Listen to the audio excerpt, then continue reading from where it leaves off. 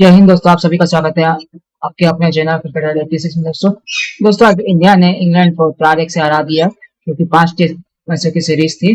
दोस्तों इसी पर नासिर हुसैन ने कुछ कहा है, आइए देख लेते हैं इस विषय पे पाक मीडिया ने क्या कहा है। चलिए प्ले कर लेते हैं। तो मैकलम साहब और बेन स्टोक्स साहब, ये जो है ना, थोड़ा सा अपना एक क्या बोलते हैं, दिमाग में बेसबॉल जो बिठाया हुआ है उसको उतारें। टीमों को देख के बेसबॉल खेलो भाई। इंडिया वालों ने बेसबॉल को दफन कर दिया इंडिया में। इंडिया ने जिस तरह से इंग्लैंड को इस सीरीज में पहला टेस्ट हारने के बाद उसके बाद अगले 4 टेस्ट मैचेस में जिस तरह से नीचे गिराया और जिस तरह से हराया, it just shows India's depth of talent and secondly कि वो कितने इनविंसिबल एट होम। देखिए, हमें लर्न करना चाहिए। मैं फिर आपको ये बात कह रहा हूँ, उन्होंने रिकॉर्ड बना दिया। इंडिया को बहुत बहुत मुबारक हो। उनकी टीम प्रूफ करती हुई दिखाई दे रही है। It was a very one-sided affair. 100 for 1 on the first morning, having won the toss, to lose so comfortably within 3 days. That was a capitulation from England in this Test match. And we just get lost with this term Bazball. The team, the management don't like the term Bazball. They need to have a look at their own individual performances, look at the opposition, and like with anything in life, try and learn, try and improve. Why did we collapse in positions like that? एक innings और 64 run से मलिया बेट किया आज। थोड़ी सी शर्म हो ना तो सोचना जरूर मैकलम साहब, ये बेसबॉल दुनिया में हर जगह नहीं चलेगी। और हम दुआ करेंगे कि हमारी क्रिकेट भी इस तरह अच्छा खेले और वाकई में इंडिया को मुबारक हो। England so good in Hyderabad, but since then, as they so often do at home, India have flexed their muscles.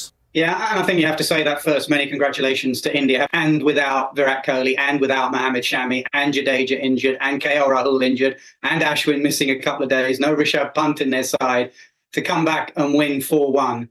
Thoroughly deserved winners. They've played some fantastic cricket. They've got some fantastic cricketers.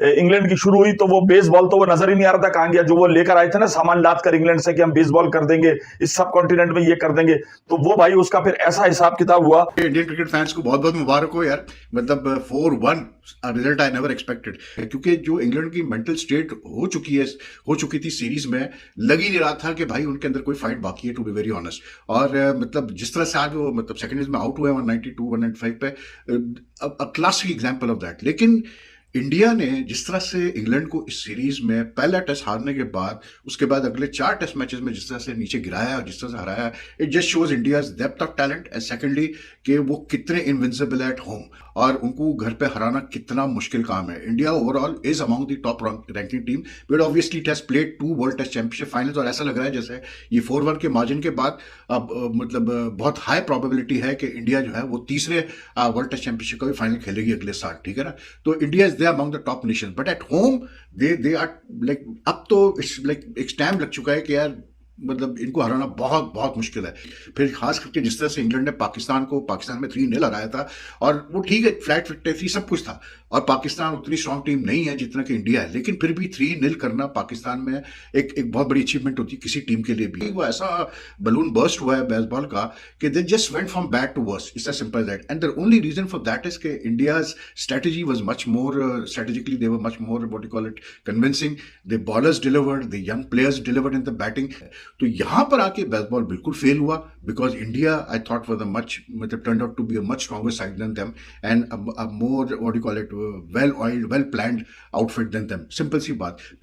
एक जो last chance था Stokes उसकी team के पास यहाँ धर्मशाला में, they just threw it away on the first day because of some outstanding bowling by the Indian bowlers, outstanding captaincy by Rohit Sharma. वाह भाई, इंडिया ने कमाल कर दिया एक बार फिर। जिस तरह से अश्विन ने, क्या कमाल का लिविंग लेजेंड है, और अश्विन ने जिस तरह से इंग्लैंड के ताबूत में आखिरी कील ठोकी, उनका टॉप ऑर्डर जिस तरह से तितर बितर किया, तो भाई उसके बाद इंग्लैंड उठ ही ना पाया। This is not dominance, this is brutal dominance, brutal dominance. मतलब इस तरह से लपेटा है इंग्लैंड को।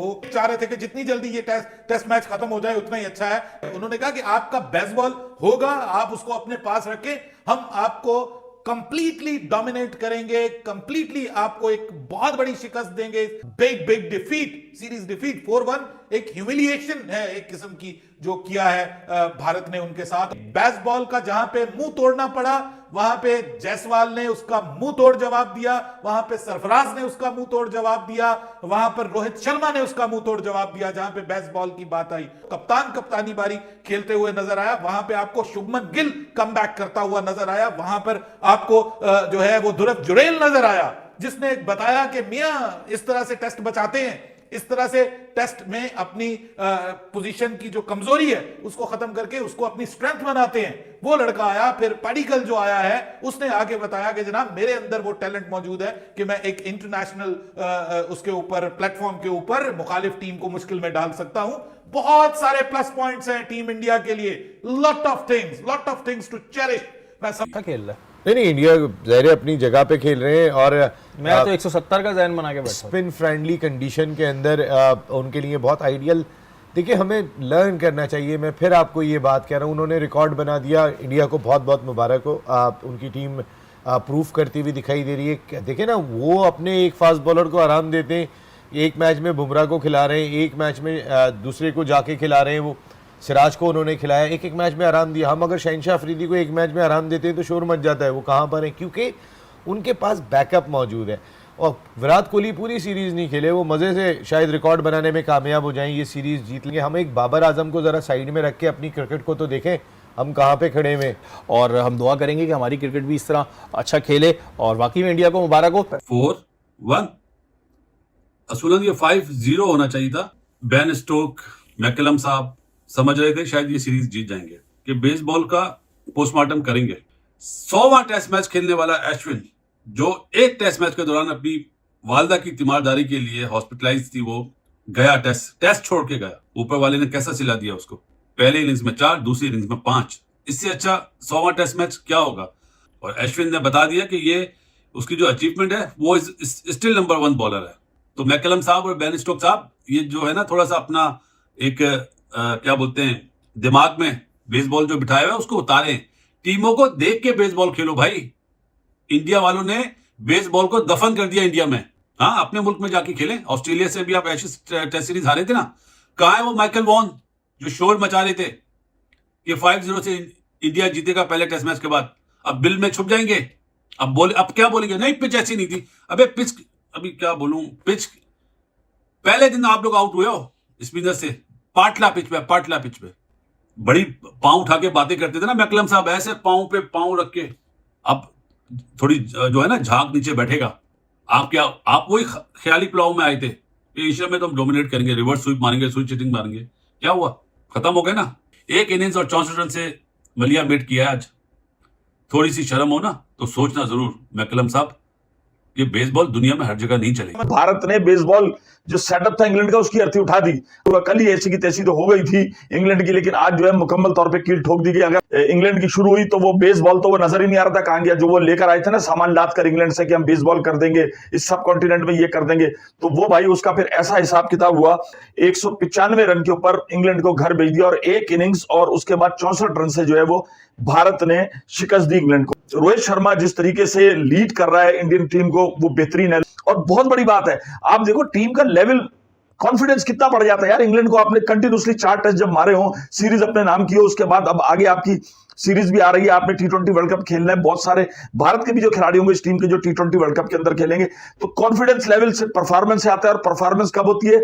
जब आपने लंबी क्रिकेट खेली हो। अब पाकिस्तान के अंदर यही रोना मचा हुआ है कि जो PSL के अंदर पकड़ के अकेडमियों से खिला रहे थे, परफॉर्म नहीं कर रहे। PSL में भी वही लड़का परफॉर्म कर रहा है जिसने 5 रोजा क्रिकेट, 3 रोजा क्रिकेट, बड़ी क्रिकेट खेली हुई है, लंबे ओवर की क्रिकेट खेली हुई है। उन्हीं में विकेट पे खड़ा रहने की स्ट्रेंथ नजर आ रही है, वही परफॉर्म कर पा रहे हैं। तो यही एक भारत की जीत का राज है कि उनके पास देखें कई जो है वो कोहली के अंदर नहीं खेल रहे थे, और बहुत सारे लोग जो उनके नेशनल लेवल के खिलाड़ी हैं A+ कैटेगरी के, वो नहीं खेल रहे थे, लेकिन बेंच स्ट्रेंथ इतनी मजबूत हो चुकी है कि उन्होंने इंग्लैंड जैसी टीम को पिछाड़कर 4-1 से सीरीज हारकर जो है और उनको चलता कर दिया। और उसके साथ ही जो बेसबॉल थी उसको भी दफना दिया गया कि भाई बेसबॉल कुछ नहीं, जो प्रॉपर क्रिकेट है, टेम्परामेंट वाली, उसको लंबी समय की क्रिकेट, उसको खेलो, चीजों को इन्फ्यूज करोगे तो अच्छा रिजल्ट मिलेगा। कहने को टेस्ट मैच था, लेकिन कैसा तड़का लगा इसमें, कहीं कहीं T20 भी नजर आया, वनडे भी नजर आया। तो मॉडर्न डे क्रिकेट ये है जिसके ऊपर इस वक्त भारत की पूरी कमांड है और हम चाहते हैं कि ये सिलसिला जारी रहे। तो मैकलम साहब और बेन स्टोक साहब, ये जो है ना, थोड़ा सा